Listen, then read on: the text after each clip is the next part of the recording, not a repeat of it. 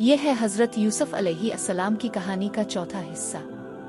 हज़रत यूसुफ को कैद खाने में डाल दिया गया, लेकिन वहाँ भी इब्का किरदार और नेक अखलाक सब पर गालिब आ गया।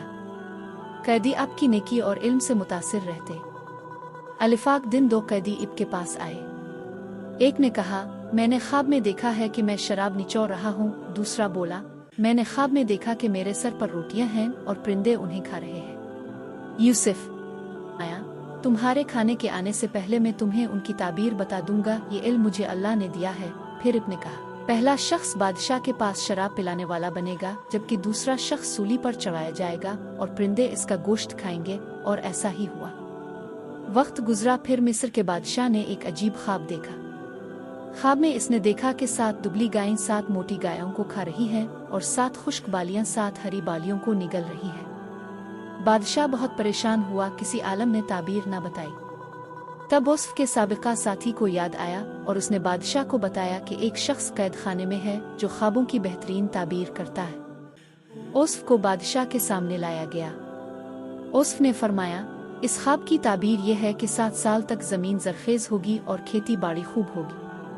उन सालों में अनाज जमा कर लो। फिर 7 साल कहत के आएंगे जिनमें वही अनाज काम आएगा। इसके बाद 1 साल बारिश आएगी और लोग खुशहाल होंगे। बादशाह यूसुफ की दानाई से बहुत मुतासिर हुआ।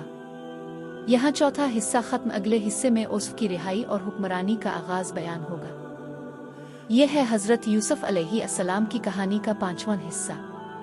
जब बादशाह ने हज़रत यूसुफ की ख्वाब की ताबीर सुनी तो बहुत मुतासिर हुआ, लेकिन यूसुफ ने कहा, मुझे कैद से फौरन ना निकालो, पहले मेरा मामला साफ करो ताकि सब जान लें कि मैं बेकसूर हूँ।